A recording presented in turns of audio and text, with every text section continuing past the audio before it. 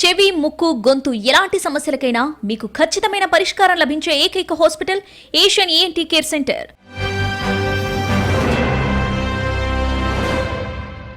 నమస్తే, welcome to political debate. Recent టైమ్స్లో అంటే నిన్న మొన్న చూస్తే ఏపీ రాజకీయాల్లో పెద్ద గొడవ జరుగుతోంది. అదేంటంటే fibre net chairman GV Reddy గారు రాజీనామాని వెంబటే అధిష్టానం ఆమోదించడం పైన బాగా చర్చ జరుగుతుంది. పార్టీ క్యాడర్ కూడా పార్టీ అధినాయకత్వం మీద బాగా రివర్స్ అయింది. దాని మీద చర్చ బాగా జరుగుతుంది. బాగా ఆగ్రహానికి గురైనట్టుగా తెలుస్తుంది. సో ఇట్లాంటి నిర్ణయం చంద్రబాబు నాయుడు ఎందుకు తీసుకోవాల్సి వచ్చింది, అసలు గొడవ ఏం జరిగిందనే విషయాల మీద మనతో చర్చించడానికి సీనియర్ జర్నలిస్ట్ కృష్ణసారం గారు ఉన్నారు. ఆయన అడిగి ఈ విషయం గురించి కొన్ని విషయాలు చర్చిద్దాం. సార్ నమస్తే సార్. సార్, అయితే ఈ fibre net chairman GV Reddy గారు రాజీనామా చేయడం జరిగింది. దాని వెంబటే అధిష్టానం కూడా ఆమోదించింది. దీని మీద పార్టీ క్యాడర్ బాగా ఆగ్రహంగా ఉంది. బాబు మారాలని కూడా కొంతమంది కోరుకుంటున్నారు. ఇది బాబు మారాలనే అవసరం ఉందా, లేదంటే ఇది ఏదైనా జనరేషన్ గ్యాప్ వల్ల ఇలా జరుగుతుందా? నిజంగానే ఒక రకంగా చెప్పాలంటే తెలుగుదేశం పార్టీలో ఇది చాలా తీవ్రమైనటువంటి సోషల్ మీడియా విజృంభించిన తర్వాత చంద్రబాబు నాయుడు వైఖరి మీద కానీ తెలుగుదేశం పార్టీ ప్రభుత్వ పనితీరు మీద కానీ ఒక పెద్ద అసంతృప్తికి ఆగ్రహానికి కారణమైనటువంటి ఇష్యూగా ఈ జీవీ రెడ్డి రాజీనామాని చేసిన వెంటనే అధిష్టానం ఆమోదించడాన్ని చూడాల్సి ఉంటుంది. తెలుగుదేశం పార్టీ కేడర్ దాదాపు చంద్రబాబు నాయుడు మీద తిరుగుబాటు ధోరణిలో ఆగ్రహం వ్యక్తం చేస్తూ పోస్టులు పెడుతోంది. చాలా బలమైనటువంటి మద్దతు. దాదాపు ఒక అంచనా ప్రకారం చూస్తే కనుక 75 నుంచి 80% మంది చంద్రబాబు నాయుడు నిర్ణయాన్ని తప్పుపడుతున్నట్లుగానే, అందులోని ఆయన అంటే జీవీ రెడ్డి ఒక పోరాటం చేస్తూ గత ప్రభుత్వం చేసినటువంటి తప్పులను సరిదిద్దడానికి బహిరంగంగా ఫైబర్ నెట్లో చోటు చేసుకున్నటువంటి లోపాలని సమాజం దృష్టికి తీసుకురావడానికి ప్రయత్నిస్తుంటే చంద్రబాబు నాయుడు తెలుగుదేశం మద్దతుగా నిలవకుండా ఆయనను శిక్షించింది అనేటటువంటి భావన తెలుగుదేశంలో వ్యక్తమవుతుంది. ముఖ్యంగా జనరేషన్ గ్యాప్ అని మీరు ప్రస్తావించారు. చంద్రబాబు నాయుడు స్టైల్ని అంటే గడిచినటువంటి వైఎస్ఆర్ కాంగ్రెస్ పార్టీ హయాంలో Jaganmohan Reddy style of functioning ఎలా ఉంటుందో రాష్ట్రం అంతా చవి చూసింది. అది మంచా చెడా అనే దాంతో సంబంధం లేకుండా జగన్మోహన్ రెడ్డి అనుకున్న దాన్ని ఎట్టి పరిస్థితుల్లోని తీవ్రమైనటువంటి స్థాయిలో ఆ చర్య పూనుకోవడము, తర్వాత ఆయన ఏమనుకుంటున్నాడో తెలుసుకుని మిగిలినటువంటి ఆ పాలనా యంత్రాంగం అంతా కూడా స్పందించడము, చర్యలు తీసుకోవడము, తెలుగుదేశం పార్టీని భయభ్రాంతులకు గురి చేయడం, ఇలా రకరకాల కోణాల్లో పరిపాలన అనడం కంటే కూడా ఒక అరాచకత్వం అనేటటువంటి స్థాయిలో జగన్మోహన్ రెడ్డి వ్యవహరించాడు అనేది తెలుగుదేశం వర్గాల భావన. ఇప్పుడు చూస్తే చంద్రబాబు నాయుడు అధికారంలోకి వచ్చిన తర్వాత అప్పటి అధికారులే చాలా చోట్ల కొనసాగుతున్నారు.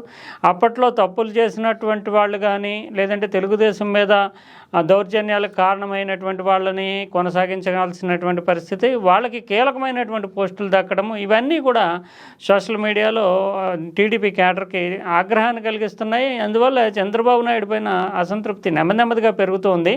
పోస్టులు పెడుతూ ఉన్నారు, కానీ ఇప్పుడైతే కట్టలు తెంచుకున్నటువంటి అసంతృప్తి ఆగ్రహంగా మారింది. కొంతమంది పోస్టింగ్లు చూస్తుంటే కనుక వాళ్ళు ఎన్టీ రామారావునే మార్చుకున్నాము, చంద్రబాబునైనా మార్చేస్తాం అంటే ఆ స్థాయి ఆగ్రహం. పోనీ వీళ్ళు ఏమన్నా బయట వాళ్ళు అంటే ఏళ్ల తరబడి దశాబ్దాల తరబడి తెలుగుదేశంలో కొనసాగుతున్న వాళ్ళు యూత్, కేవలం ఆంధ్రప్రదేశ్లోనే కాకుండా అమెరికా, బ్రిటన్ ఇలాంటి చోట్ల కూడా ఎన్ఆర్ఐ వింగ్స్ కూడా ఉన్నాయి టీడీపీకి. వాళ్ళు చాలా యాక్టివ్గా ఎలక్షన్ ముందు అయితే వాళ్ళు వైసీపీని ఎదుర్కోవడానికి ఇక్కడ వాళ్ళు కొంత భయపడినా ఎన్ఆర్ఐ వింగ్స్ అన్నీ కూడా సోషల్ మీడియాలో హోరెత్తించి తెలుగుదేశానికి చాలా సపోర్ట్గా నిలిచినాయి. ఆ క్యాడర్ అంతా కూడా ఇప్పుడు చంద్రబాబు నాయుడిని చాలా దోషిగా, నిజానికి ఇతను ఏం చేస్తున్నాడు చంద్రబాబు నాయుడు, అసలు పరిపాలన ఎలా చేస్తున్నాడు, పార్టీని ఏం చేయదలుచుకున్నాడు అనే ప్రశ్నించే రీతిలో పోస్టింగులు పెట్టడము, తెలుగుదేశం పార్టీకి సపోర్ట్ చేసేటటువంటి ఇన్ఫ్లుయెన్సర్స్ ఉంటారు సోషల్ మీడియాలో, వాళ్ళు కూడా తీవ్రంగా స్పందిస్తూ వ్యాఖ్యానాలు చేయడము. ఇది ఓవరాల్గా చూస్తుంటే తెలుగుదేశంలో అసలు ఇంతటి అలజడి ఒక్క ఇన్సిడెంట్ కలిగిస్తుందని అనుకోలేదు. కానీ ఇది ఒక్క ఇన్సిడెంటే కాదు, కానీ కొంతకాలంగా అంటే ప్రభుత్వం అధికారంలో వచ్చినప్పటి నుంచి ఎదురు చూస్తున్నటువంటి క్యాడర్ ఏదో చర్యలు తీసుకుంటారు వైసీపీ వాళ్ళ మీద అనుకుంటూ వస్తున్నటువంటి క్యాడర్లో నెమ్మదిగా అసంతృప్తి పెరుగుతుంది. ఈ సంఘటన ఒక్కదాంతో ఒక్కసారిగా ప్లేరప్ అయ్యి ఆగ్రహంగా రూపుదాల్చిందనే చెప్పాలి. ఇది చంద్రబాబు నాయుడు సరిదిద్దుకోవాల్సినటువంటి అవసరం ఉంది. బాబు మారతావా లేదా అని ప్రశ్నించే స్థాయిలో సోషల్ మీడియాలో ఓరెత్తిపోతుంది. సరే, అయితే ఇప్పుడు పార్టీ క్యాడర్ కూడా ఒక విషయం ఏం భావిస్తుంది అంటే ఈ పరిపాలన అంతా కూడా ఐఏఎస్ ఆఫీసర్ల చేతిలోనే ఉంది. పార్టీ క్యాడర్లో ఎటువంటి అంటే మా నాయకులకు ఎటువంటి ఇంపార్టెన్స్ లేదు ఇక్కడ అనేది ఒకటి ప్రస్తావనకు వచ్చింది. ఇది బలంగా వినిపిస్తుంది కూడా.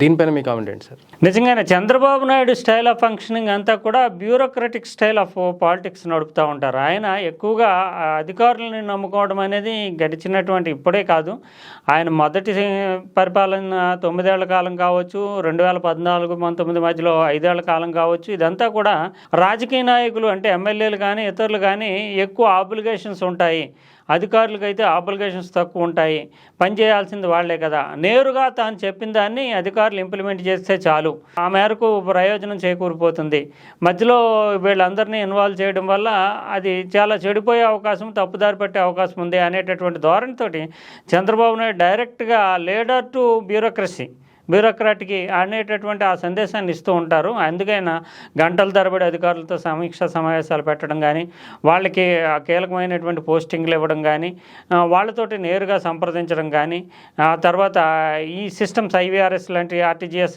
వ్యవస్థను వాడుకుంటూ అధికారులు ఇచ్చేటటువంటి నివేదికలకు ప్రాధాన్యం ఇవ్వడం కానీ, ఇలా రకరకాల కోణాల్లో చంద్రబాబు నాయుడు పాలిటిక్స్ అన్నీ కూడా బ్యూరోక్రసీ మీద డిపెండ్ అయ్యేటటువంటి పాలిటిక్స్. ఇప్పుడు చూస్తే కనుక ఆ పాలిటిక్స్కి కాలం చెల్లింది. ఇందాక మీరు చెప్పినట్టు జనరేషన్ గ్యాప్ ఏంటంటే, రాజకీయాల్లో చంద్రబాబు నాయుడు, వైఎస్ రాజశేఖర రెడ్డి వాళ్ళ టైంలో ఉండేటటువంటి పాలిటిక్స్కి ఇప్పుడు నాయకులు స్పందించేటటువంటి తీరుకి చాలా మార్పు వచ్చింది. ఆ జనరేషన్ గ్యాప్ అనేది చంద్రబాబు నాయుడికి క్యాడర్కి మధ్య కూడా కొనసాగుతుంది. మనం చూసాము మమతా బెనర్జీ పాలిటిక్స్ని ఎంత అగ్రెసివ్గా నడుపుతుంది, అరవింద్ కేజ్రీవాల్ పాలిటిక్స్ని ఎంత అగ్రెసివ్గా నడుపుతాడు. ఇవెందో పవన్ కళ్యాణ్ కూడా చూడండి, ఆ మాట్లాడే తీరు కానీ దాడి చేసే విధానం కానీ చాలా అగ్రెసివ్గా ఉంటుంది. మధ్య మార్గంగా నిజానికి లోకేష్ కూడా రెడ్ బుక్ అని ఇతరత్ర ఆయన కూడా మాట్లాడే తీరు కానీ దాడి చేసే తీరు కానీ పాలిటిక్స్లోనే అగ్రెసివ్నెస్ అనేటటువంటిది రెవల్యూషనరైజ్ అయింది. చంద్రబాబు నాయుడు ఆ పాలిటిక్స్ని ఇంకా పట్టుకోవట్లేదా, లేదంటే ఆయనకి చెప్పేవాళ్ళు ఎవరు ఉండరు కనుక సహజంగానే తందే కరెక్ట్ అనుకుంటారు. అధికారులంతా కూడా మీరు చాలా మంచిగా చేస్తున్నారు సార్ అంటారు. ఇందువల్ల క్యాడర్లో ఉండేటటువంటి క్యాడర్ అంటే దిగువ స్థాయి నాయకులు ఎవరు కూడా చంద్రబాబుని అప్రోచ్ అయ్యే పరిస్థితి ఉండదు. పై స్థాయిలో ఉండేటటువంటి ఎమ్మెల్యే, ఆ పై స్థాయి నాయకులు, మంత్రులు, ఆ స్థాయి నాయకులంతా కూడా చంద్రబాబు నాయుడికి భిన్నమైనటువంటి అభిప్రాయాన్ని వ్యక్తం చేయడానికి కూడా ఇష్టపడరు. అందువల్ల పాలిటిక్సే మారిపోయింది. అంటే అగ్రెసివ్ పాలిటిక్స్ వచ్చేసింది. ఇప్పుడు ఏదన్నా జగన్మోహన్ రెడ్డి, పవన్ కళ్యాణ్ ఈ తరహా పాలిటిక్స్ వచ్చేసినాయి. అరవింద్ కేజ్రీవాల్, మమతా బెనర్జీ అలా అగ్రెసివ్గా దాడి చేసేటటువంటి. కానీ చంద్రబాబు నాయుడు పాలిటిక్స్ ఇంకా కూడా డిఫెన్స్ అంటే తన ఆత్మరక్షణ ధోరణిలోనే రాజకీయాలు నడుపుతున్నాడు. అది కూడా క్యాడర్ ఈ మార్పుని చంద్రబాబు ఆకట్టుకోలేదు, అంటే ఆకలింపు చేసుకోలేదు. దాన్ని పట్టుకోపోవడం వల్లే తెలుగుదేశం పార్టీ ప్రభుత్వం అధికారంలోకి వచ్చినప్పటికీ కూడా ఏదో నత్తనడకన సాగుతున్నది, చర్యలు ఏమీ తీసుకోవటం లేదు. అంటే ఒక ప్రతీకారాత్మక ధోరణిలో వెళ్ళాలి అని కేడర్ కోరుకుంటుంది. ఎందుకంటే వాళ్ళు అణచివేతకు గురయ్యారు 4-5 ఏళ్ల పాటు వైసీపీ కాలంలో. పెట్టుబడి అంటే తాము నష్టపోతూ కూడా వ్యాపారాలు నష్టపోయారు, రకరకాల కేసులు ఎదుర్కొన్నారు. అది చంద్రబాబు నాయుడు అరెస్ట్ చేసినప్పుడు కానీ, ఇతరత్ర సందర్భాల్లో కానీ, లోకేష్ పాదయాత్రలో కానీ, యువగళంలో కానీ పాల్గొంటూ కూడా కొంత నష్టపోయారు, అంటే సమయాన్ని, డబ్బుని. తర్వాత ఏమో ఒక సామాజిక వర్గాన్ని టార్గెట్ చేస్తూ జగన్మోహన్ రెడ్డి పరిపాలన చేశాడు. ఇవన్నీ చాలా వాళ్ళలో గూడు కట్టుకుని పోయి ఉన్నాయి ఆగ్రహం రూపంలో. దాని అన్నింటినీ తెలుగుదేశం వచ్చిన తర్వాత ఆ ప్రతీకారం తీర్చుకుంటామన్నారు, కానీ ప్రతీకారం తీర్చుకుంటాము అనుకునే భావనలో ఉన్నారు. కానీ Chandrababu Naidu style of functioning కానీ, Chandrababu Naidu style of politics కానీ వాళ్ళ ఆశించిన స్థాయిలో లేవు. అందువల్ల ఆ గ్యాప్ అనేది కేడర్కి చంద్రబాబు నాయుడికి మధ్య కొనసాగుతుంది. ఇప్పుడైతే పవన్ కళ్యాణ్ తరహాలో కానీ, కనీసం లోకేష్ అంటే మధ్య మార్గం, లోకేష్ అంత సీరియస్గా ఉండకపోయినా కొంచెం చంద్రబాబు నాయుడు కంటే కూడా అగ్రెసివ్గా ఉంటాడు. లోకేష్ తరహాలో కానీ, ఇంకా చెప్పుకోవాలంటే అరవింద్ కేజ్రీవాల్, మమతా బెనర్జీ స్టైల్లో కానీ చాలా అగ్రెసివ్గా దూకుడు కావాలి అని కోరుకుంటుంది తెలుగుదేశం పార్టీ క్యాడర్. అది చంద్రబాబు నాయుడులో కనిపించడం లేదు, లోపించింది. దానివల్లనే ఇప్పుడు చూస్తే కనుక ఈ తీవ్రతకి ఆ సంఘటన అనేది ఒక ప్రేరణ, ఒకసారిగా ఒక కీ మాత్రమే, అగ్నికి ఆజ్యం పోసినట్టుగా. ఆల్రెడీ అగ్ని ఉంది, అసంతృప్తి అనేది, దాన్ని ఈ సంఘటన బయటికి తీసుకొచ్చింది. సార్, అయితే ఈ ఫైబర్ నెట్ చైర్మన్ ఎవరైతే ఉన్నారో జీవీ రెడ్డి గారి రాజీనామాని తొందరపడి ఆమోదించారు ముఖ్యమంత్రి అని చెప్పేసి ఒక అభియోగం అయితే చంద్రబాబు మీద పెట్టారు క్యాడర్ మొత్తం కూడా. అయితే ఈ ఉదంతంలో మరి జీవీ రెడ్డి గారు విలనా, హీరోనా? నిజంగానే ఇది ఖచ్చితంగా. ఎందుకంటే జీవీ రెడ్డికి తెలుగుదేశం పార్టీకి సుదీర్ఘకాలం అనుబంధం ఏమీ లేదు. ఎందుకంటే సామాజిక వర్గ పరంగా కూడా ఆయన రెడ్లు ఈ కమ్మ సామాజిక వర్గ ఆధిపత్యం తెలుగుదేశం అంటే అది ఒప్పుకొని తీరాల్సినటువంటి వాస్తవం. మరి అసలు ఏంటి కోవర్టా, ఏంటి అసలు ఏంటి జీవీ రెడ్డి అనేటటువంటి ప్రశ్న కొంతమంది చంద్రబాబు నాయుడిని సపోర్ట్ చేసేవాళ్ళు అడుగుతున్నారు. కానీ జీవీ రెడ్డి యొక్క ఇంటిగ్రిటీ, జీవీ రెడ్డి ఏ సమయంలో తెలుగుదేశంలోకి వచ్చాడు, ఆయన పోషించిన పాత్ర ఏంటి, ఇప్పుడు ఫైబర్ నెట్కి సంబంధించి ఆయన వెలికి తీసుకొచ్చినటువంటి అంశాలు ఏంటి, వీటన్నిటినీ బేస్ చేసుకుంటూనే మనం అతను విలనా హీరోనా అనేది చూడాలి. ఎందుకంటే తెలుగుదేశంలో ఇంతటి ఆగ్రహానికి, అసంతృప్తికి, తిరుగుబాటు ధోరణికి కారణమైన జీవీ రెడ్డి పార్టీకి మంచి చేశాడా, చెడు చేశాడా, అతని ధోరణి ఏంటి అనేది నిజంగానే జీవీ రెడ్డి నిజానికి మంచి అకాడమిషియన్, వాగ్దాటి కలిగినటువంటి వక్త, కాంగ్రెస్ పార్టీలో ప్రధానమైనటువంటి వక్తగా ఉండేవాడు. ఆయన చాలా డిబేట్స్లో కానీ ఆర్థిక విషయాలు, న్యాయపరమైనటువంటి విషయాలు, పొలిటికల్ అంశాలు మూడింటిని మిళితం చేసి ఆ పార్టీ వాదన, ఏ పార్టీలో తానుంటే ఆ పార్టీ వాదనని బలంగా వినిపించడము, సొంత ఆలోచన ధోరణితోటి సమర్థించడము ఆ పార్టీ స్టాండ్ని, తర్వాత ప్రభుత్వంలో ఉండేటటువంటి పక్షాలని నిలదీయడము, దీంట్లో చాలా సమర్థుడైనటువంటి వ్యక్తిగా, అధికార ప్రతినిధిగా పేరు తెచ్చుకున్నాడు. నిజానికి 3 ఏళ్ల క్రితం ఈయన తెలుగుదేశంలో ప్రవేశం, కాంగ్రెస్ పార్టీకి ఆంధ్రప్రదేశ్లో భవిష్యత్తు లేదు, అసలు అధికారంలోకి వచ్చే అవకాశం లేదు, ఇవన్నీ గమనించిన తర్వాత కాంగ్రెస్ తరఫున ఆ వేదిక మీద కూర్చుని ఎంత వాదించినా కూడా దానివల్ల ఎటువంటి ప్రయోజనం లేదని గ్రహించిన తర్వాతే సామాజిక వర్గ పరంగా విరుద్ధమైనప్పటికీ, నిజానికి వైసీపీ వాళ్ళు కూడా ఇటువంటి వక్త మాకు ఉంటే బాగుంటుందని అనుకున్నారు. కానీ జగన్మోహన్ రెడ్డి స్టైల్ కానీ, జగన్మోహన్ రెడ్డి పరిపాలనా తీరు కానీ, జగన్మోహన్ రెడ్డి విధానాల వల్ల ఆంధ్రప్రదేశ్ ప్రయోజనాలు కానీ ఎటువంటి లాభం లేదు, అందువల్ల నష్టపోతుంది రాష్ట్రం అనే ఉద్దేశంతో ఆయన 3 ఏళ్ల క్రితం తెలుగుదేశం పార్టీలోకి వచ్చారు. వచ్చిన తర్వాత సోషల్ మీడియాలో కానీ, లేదంటే టీవీ ఛానళ్ళలో డిబేట్లలో కానీ అధికార ప్రతినిధిగా తన బాధ్యత కానీ సమర్థంగా వినిపిస్తూ జగన్మోహన్ రెడ్డిని చాలా తీవ్రంగా వ్యతిరేకిస్తూ రకరకాలైన కోణాల్లో ఆయన కృషి చేశారు. ఆ కృషికి గుర్తింపు కూడా తెలుగుదేశం పార్టీలో తెచ్చుకోగలిగారు, అంత సమర్థుడైన వ్యక్తిగా. అందువల్లనే ఆయన కేవలం 3 ఏళ్లలోనే ఆయన్ని చంద్రబాబు నాయుడు స్వయంగా గుర్తించారు, జాతీయ అధికార ప్రతినిధి హోదా ఇచ్చారు. తర్వాత ఫైబర్ నెట్ని చాలా దుర్వినియోగం చేసింది వైఎస్ఆర్ కాంగ్రెస్ పార్టీ. ఎందుకంటే అక్కడ నియామకాలు కానీ, వైఎస్ఆర్ కాంగ్రెస్ పార్టీకి చెందినటువంటి సోషల్ మీడియా కార్యకర్తలందరికీ ఎటువంటి నియామకాలు లేకుండానే వాట్సాప్ నుంచి వాళ్ళ వివరాలు తీసుకుని ప్రతి నెల వాళ్ళకి జీతాల రూపంలో ఇచ్చేయడము, 410 మందిని ఇలా. అంటే ఆ ఫైబర్ నెట్ అనేటటువంటి వ్యవస్థ మొత్తాన్ని దుర్వినియోగం చేస్తూ తమ పార్టీకి సెకండ్ కేంద్రంగా, సోషల్ మీడియా కేంద్రంగా వాడుకున్నటువంటి పరిస్థితి వైసీపీలో ఉంది. అందువల్ల ఇతని యొక్క సమర్థత, ఇతని యొక్క ఆలోచన ధోరణి, ఒక విషయాన్ని ఆకలింపు చేసుకునేటటువంటి పద్ధతి, పనిచేసే తీరును చూసి ఫైబర్ నెట్ చాలా అక్రమాలకు గురైందని తెలుసు, అందువల్ల అక్కడ కూర్చోబెట్టారు. అక్కడ కూర్చున్న తర్వాత ఈయన మొత్తం వ్యవహారం అంతా ఎంత దుర్వినియోగం జరిగింది, ఇక్కడ ఉద్యోగులు ఎవరు లేరు, పనిచేయట్లేదు, కానీ జీతాలు మాత్రం 410 మందికి వెళ్తున్నాయి, దీంట్లో లోపాలు ఇవి అంటూ ఆయన కొన్ని కోట్ల రూపాయలు దుర్వినియోగం జరిగిందంటూ డిసెంబర్ నెలలోనే బహిరంగంగా ప్రకటన చేశారు. కానీ ఆ తదుపరి 2 నెలల నుంచి ఆయన చూస్తున్నారు, కానీ చర్యలు లేవు. ఎందుకు చర్యలు లేవంటే అక్కడ ఉన్నటువంటి ఎండి దాని మీద దృష్టి పెట్టలేదు, మళ్ళీ జీతాలు మామూలుగానే వెళ్ళిపోతున్నాయి. ఏంటి, గత ప్రభుత్వ హయాంలో నియామకం కాకుండానే జీతాలు పొందుకుంటున్న వాళ్ళకి ఇదంతా రాజద్రోహంగా మారింది. ఇప్పుడు ప్రభుత్వం మారిందన్న విషయాన్ని కూడా అధికారులు గుర్తించడం లేదు అనేసి చాలా సీరియస్ అవుతూ ఎండీని తప్పుపడుతూ, తర్వాత ఇతరత్ర అనేక అంశాలు, ఆర్థిక అంశాలను కూడా ప్రస్తావిస్తూ ఆయన ప్రెస్ మీట్ పెట్టాడు. నిజానికి ఇది ప్రభుత్వానికి ఒక అస్త్రంలాగే చెప్పాలి. ఎందుకంటే గత ప్రభుత్వంలో అక్రమాలకి కారకులైనటువంటి వాళ్ళు ఇప్పటికీ ఆ అక్రమాలను కొనసాగిస్తున్న వాళ్ళ మీద చర్యలు తీసుకోవడానికి ఈ బహిరంగంగా పెట్టినటువంటి సమావేశాన్ని, మా తప్పు లేదు అనేటటువంటి ఈ సమావేశాన్ని కానీ ఆధారం చేసుకోవచ్చు. ప్రభుత్వం ఒక రకంగా ఒక ప్లస్ పాయింట్గా తీసుకుంటూ చైర్మన్ బయట పెట్టిన దాంట్లో లోపాలు ఉంటే వాటిని పక్కన పెట్టచ్చు, లోపం లేనప్పుడు చర్యలు తీసుకోవడానికి అవకాశం ఉంది. కానీ చంద్రబాబు నాయుడు చర్యలు తీసుకోవడానికి బదులుగా ఆయన పిలిచి మందలించడము, బహిరంగంగా ఎందుకు చెప్పావు అనడము, దీంతో ఆయన ఆత్మాభిమానం దెబ్బతిని ఉండొచ్చు, రాజీనామా చేశాడు. ఆ రకంగా చూస్తే సెల్ఫ్ రెస్పెక్ట్ కలిగినటువంటి వ్యక్తిగా తెలుగుదేశం క్యాడర్ ఏం కోరుకుంటుంది అనే దానికి ఒక సింబల్గా, ఆ కోణంలో ఆయన్ని ఒక హీరోగానే, అంటే అందుకే తెలుగుదేశం క్యాడర్ అంతా కూడా సోషల్ మీడియాలో ఈ ఇష్యూలో మేము చంద్రబాబు నాయుడిని తప్పుపడుతున్నాము, జీవీ రెడ్డినే సపోర్ట్ చేస్తున్నాము, చంద్రబాబు నాయుడు మారాలని కోరడంలో ఉద్దేశం ఏంటంటే తెలుగుదేశం పార్టీ క్యాడర్ మొత్తం కూడా ఆయన ఒక హీరోగా చూస్తుంది. అందులోని ఎక్కడో చోట నిజానికి చంద్రబాబు నాయుడు ఏం రాజీనామా చేయమని లేదు, రాజీ పడిపోతూ ఆ హోదాలో ఉండేటటువంటి అన్నీ అనుభవించవచ్చు అతనేమి. కానీ ఇమ్మీడియట్గా తన ఆత్మాభిమానం దెబ్బతింది కనుక తాను సరిదిద్దలేడు కనుక చంద్రబాబు నాయుడే పట్టించుకోవట్లేని పరిస్థితి ఉంది కనుక రాజీనామా చేస్తున్నానని ఆయన తీసుకున్నటువంటి నిర్ణయాన్ని ఒక హీరోయిక్ డెసిషన్గా, వీరోచితమైనటువంటి నిర్ణయంగా, ఆ పదవులు ఇంకా 4 ఏళ్ల పాటు ఆయన అధికారంలో ఉంటాడు చంద్రబాబు నాయుడు, ఇంకా పెద్ద పదవులు కూడా పొందొచ్చేతను, అయినా అన్నింటిని వదిలేసుకుని అసలు పార్టీ కూడా రాజీనామా చేసి బయటకు వచ్చేయడం అనేదాన్ని ఒక వీరోచితమైనటువంటి నిర్ణయంగా, తెలుగుదేశం పార్టీకి కనువిప్పు కలిగించే నిర్ణయంగా కేడర్ చూస్తోంది. అందువల్లనే చంద్రబాబు నాయుడిని తమ అధినేతనే ధిక్కరిస్తూ జీవీ రెడ్డి వెనక నిలుస్తుంది. ఆ రకంగా చూస్తే కనుక జీవీ రెడ్డిని ఒక హీరోగానే, పొలిటికల్ హీరోగా చెప్పుకోవాల్సి ఉంటుంది. సార్, ఇప్పుడు జీవీ రెడ్డి ఒక హీరోయిక్ పర్సనాలిటీ అని మీరే అంటున్నారు. ఆయనకి పార్టీలో కూడా చాలా ఇంపార్టెన్స్ ఉంది, అందుకే క్యాడర్ మొత్తం వ్యతిరేకిస్తుంది చంద్రబాబు నాయుడిని అనేది కూడా ఒకటి మనకి చర్చలోకి వస్తుంది. అయితే ఇంత చర్చకు దారితీసిన ఈ అంశం మీద అధిష్టానం ఎందుకు సమాధానపరచలేకపోతుంది అటు క్యాడర్ని కానీ ఇటు శ్రేణుల్ని కానీ?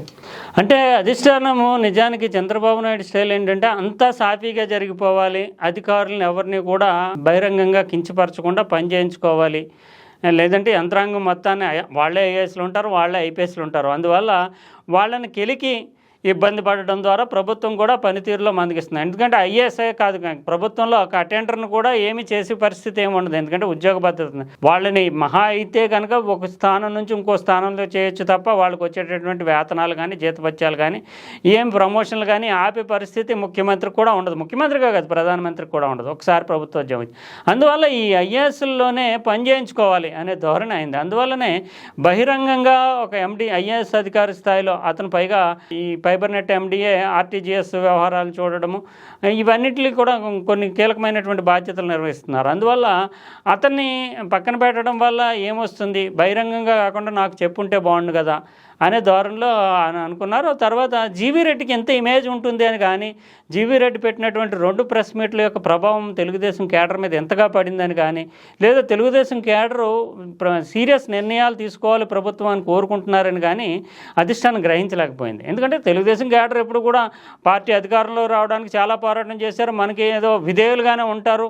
ఎందుకంటే పార్టీ అంటే కేడరు క్రమశిక్షణ కలిగినటువంటి కేడర్ అనుకున్నాను. కానీ సోషల్ మీడియాలో వైరల్ అయిపోయి సోషల్ మీడియాలో ధోరణి మారింది, అంటే సోషల్ మీడియా ట్రెండే మారింది. అందువల్ల తెలుగుదేశం అవసరమైతే అధిష్టానాన్ని ధిక్కరించే ధోరణి వచ్చింది, అది గ్రహించలేదు తెలుగుదేశం. చంద్రబాబు నాయుడు ఎవరైనా చెప్తే వెంటనే తప్ప సోషల్ మీడియాని సీరియస్గా ఫాలో అయ్యేటటువంటి ఫాలోవర్ కూడా కాదు.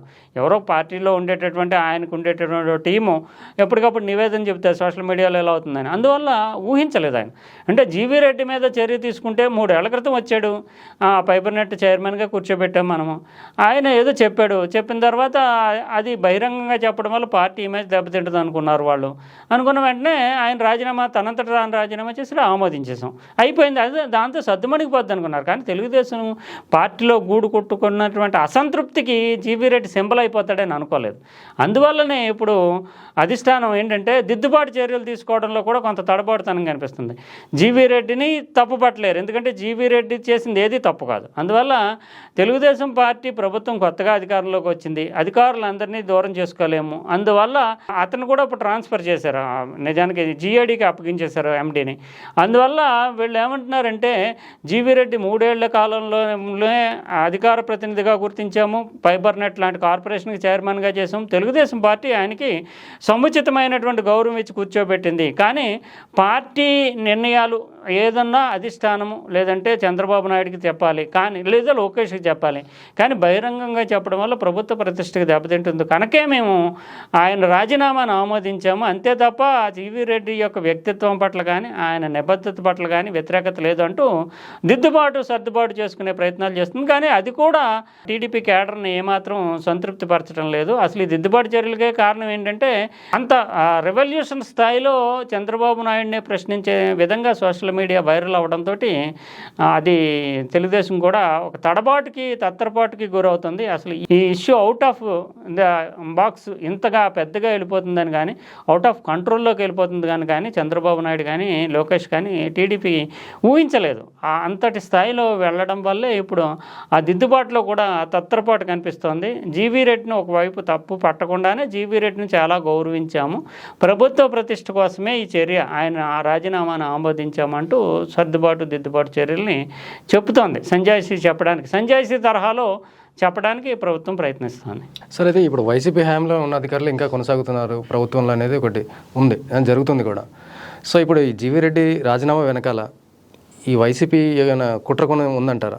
అంటే జీవీ రెడ్డి నిజానికి ప్రవేశించినటువంటి ఆ సమయం కానీ ఇవన్నీ చూస్తే జీవీ రెడ్డికి ఆ పార్టీకి నిబద్ధుడు అనే దాంట్లో అప్పుడు కాంగ్రెస్లో ఉన్నప్పుడు కాంగ్రెస్ కానీ, తెలుగుదేశంలోకి వచ్చిన తర్వాత తెలుగుదేశంలో కానీ, అందులోని ఈయన ప్రవేశించిన సమయంలో తెలుగుదేశం పార్టీ తీవ్రమైనటువంటి అణచివేతలు, చంద్రబాబు నాయుడు అరెస్టులు, చంద్రబాబు నాయుడు మీద చర్యలు, ఒకవేళ ఆంధ్రప్రదేశ్లోనే నాయకులు పర్యటిస్తే వాళ్ళ మీద కేసులు, ఈ స్థాయిలో ఒక ఒత్తిడి, అణచివేత ఉన్న సమయంలో తెలుగుదేశం పార్టీలో నిజానికి అప్పుడు వైఎస్ఆర్ కాంగ్రెస్ పార్టీ అధికార పార్టీలో చేరితే అనేక ప్రయోజనాలు ఉంటాయి. పైగా వైఎస్ఆర్ కాంగ్రెస్ పార్టీ ఓడిపోతుందని కూడా ఎవరూ అనుకోలేని పరిస్థితి. జీవీ రెడ్డి సామాజిక వర్గ పరంగా కూడా చూసినా వైసీపీలో ప్రవేశం చాలా ఈజీ తెలుగుదేశం కంటే కూడా. అందువల్ల ఆ సమయంలో జీవీ రెడ్డి ప్రవేశించి జగన్మోహన్ రెడ్డితోటి రాజకీయంగా విభేదించేటటువంటి స్టేట్మెంట్లు ఇవ్వడం కానీ, జగన్మోహన్ రెడ్డి పాలసీలని మీడియాలో ప్రతిఘటించడం కానీ, ఇవన్నీ చాలా చేశాడు. అందువల్ల ఈ ఫైబర్ నెట్ని నిజానికి ఒక టూల్గా వాడుకుంది వైసీపీ. ఆ టూల్గా వాడుకున్న దాంట్లో ఎన్ని లోపాలు జరిగాయి, అక్రమాలు జరిగాయి, అవకతవకలు జరిగాయి అనే దాంట్లో అన్నింటినీ వెలికి తీస్తున్నాడు ఇతను. అందువల్ల వైసీపీ ఈ ఉదంతంలో, ఫైబర్ నెట్ ఉదంతంలో వాళ్ళు ఏమీ చేసేందుకు కూడా ఆస్కారం లేదు. అంతేకాకుండా అయితే వైసీపీ కుట్ర చేసేది ఏమీ లేదు. కానీ ఈ ఉదంతం అంటే ఫైబర్ నెట్లోనే తాము ఎక్కువ ఈ ఉద్యోగుల నియామకాలు కానీ, లేదంటే సోషల్ మీడియాను దుర్వినియోగం చేయడం కానీ, ఎక్కడెక్కడి నుంచో మనుషులను పెట్టి సోషల్ మీడియాలో జీతాలు ఇవ్వడం కానీ, ఇవన్నీ జరిగినాయి కనుక ఈ ఉదంతం ఫ్లేర్ అప్ అవడం, రివర్స్ బూమరాంగ్ అవడం, జీవీ రెడ్డి బయటపెట్టినటువంటి విషయాల మీద దృష్టి పెట్టకుండా అధిష్టానము జీవీ రెడ్డి మీద చర్య తీసుకోవడం, ఇదంతా తమకు అనుకూలంగా మారుతుంది కనుక జీవీ రెడ్డి ఇష్యూని ఫోకస్ చేయడానికి, అంటే షేర్లు చేయడం ఇలాంటివి చేస్తారు తప్పితే ప్రత్యేకమైన కుట్ర, అసలు ఇష్యూ లేకుండా ఏం కుట్ర చేయలేదు.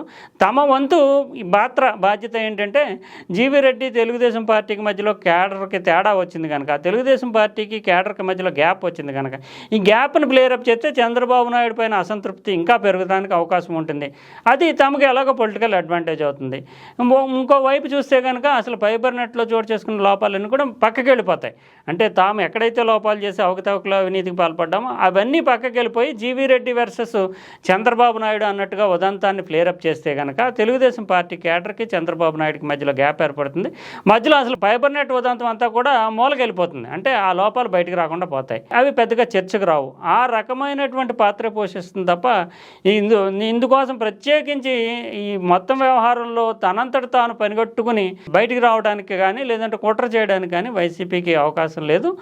వైసీపీ వచ్చిన అవకాశాన్ని మాత్రం మీడియాలో పెద్దగా ప్రచారం చేయడానికి, షేర్లు చేయడానికి, ఇతరత్ర తన మెయిన్ స్ట్రీమ్ మీడియాలో వార్తగా మలచడానికి ఉపయోగించుకుంటుంది. ఇది తెలుగుదేశంలోనే అంతర్గతంగా చిచ్చు పెట్టడానికి ప్రయత్నిస్తోంది. ఇంకోవైపు తన హయాంలో చోటు చేసుకున్నటువంటి తప్పులు ఏవైతే ఉన్నాయో ఫైబర్ నెట్లో, వాటికి ముసుగు వేసేయడానికి కూడా ఈ ఉదంతాన్ని మరింత పెరిగిపోవాలి అని కోరుకుంటున్నట్టుగా వైసీపీ కనిపిస్తుంది. సో దీంట్లో ఎంత కొంత వైసీపీ ప్రభావం అయితే ఉందని అనిపిస్తుంది. అంటే ప్లేయర్ అప్ చేయడానికి, అంటే ఇష్యూ రైజ్ అయ్యి జీవీ రెడ్డి రాజీనామా చేసిన తర్వాత సోషల్ మీడియాలో కానీ, మెయిన్ స్ట్రీమ్ మీడియాలో కానీ చంద్రబాబు నాయుడికి తెలుగుదేశం పార్టీకి మధ్యలో ఏర్పడినటువంటి గ్యాప్ని పెద్దది చేసి చూపించడానికి మాత్రం వైసీపీ ప్రయత్నిస్తుంది తప్ప అసలు కారణం మాత్రం వైసీపీ కాదు. అయితే ఈ వైసీపీ చేసే ప్రయత్నాన్ని ఈ సోషల్ మీడియా ఏమైనా అర్థం చేసుకునే అవకాశం ఉందా సార్? అవకాశం ఉందా? ఉండదు. ఎందుకంటే వైసీపీ ప్లేరప్ చేతం తప్ప అసలు ఉన్నటువంటి అసంతృప్తి తెలుగుదేశం నుంచే వచ్చింది, తెలుగుదేశం క్యాడర్ నుంచి, తెలుగుదేశం సోషల్ మీడియా నుంచి వచ్చింది. అందువల్ల వైసీపీ చేస్తున్నటువంటి ప్రయత్నాన్ని అంటే షేర్ చేద్దాం. మనం సాధారణంగా క్యాడర్లో ఉండేటటువంటిది ఏంటంటే ఒక భావన ఉంది వాళ్ళలో. ఆ భావనకి ఎవరు తెలుగుదేశం వాళ్ళు సమర్థించినా, వైసీపీ వాళ్ళు సమర్థించినా షేర్ చేసినప్పుడు చూస్తారు తప్పితే మన భావనకి మద్దతు కావాలని కోరుకుంటారు. అది వైసీపీ నుంచి వచ్చినా, కాంగ్రెస్ నుంచి వచ్చినా ఆ మద్దతు. ఇప్పుడు నిజానికి తెలుగుదేశం పార్టీ చేయలేని కొన్ని పనులని షర్మిల జగన్మోహన్ రెడ్డిని ప్రశ్నిస్తుంది. దాన్ని తెలుగుదేశం కూడా ఆనందంగానే చూద్ది. నిజానికి షర్మిల ప్రతిపక్ష పార్టీ. అలాగే ఇప్పుడు వైసీపీ కూడా తెలుగుదేశంలో ఉండేటటువంటి అసంతృప్తిని షేర్ చేస్తే దాన్ని కూడా మన వాదనకు మద్దతు లభిస్తుంది కదా అన్న భావనలోనే చూస్తారు తప్ప వైసీపీ చేస్తుందా, కాంగ్రెస్ చేస్తుందా, బీజేపీ చేస్తుందా అని చూడరు. మన వాదన తెలుగుదేశం అధినేత దృష్టికి వెళ్ళాలనే చూస్తారు. అందువల్ల క్యాడర్లో చంద్రబాబు నాయుడు పట్ల ఉండేటటువంటి అసంతృప్తిని ఎవరు ఎన్కేజ్ చేసుకున్నా క్యాడర్ ఏమి హామీ రియలైజేషన్ అవ్వడం కానీ, లేదు మన పార్టీ పెద్దగా ఇబ్బంది పడుతుంది రాజకీయంగా కానీ గ్రహించి దిద్దుబాటు చేసుకునేటటువంటి అవకాశం లేదు. ఎందుకంటే సోషల్ మీడియా ఆ రకమైనటువంటి కంట్రోల్లో ఉండదు. Okay sir, thank you.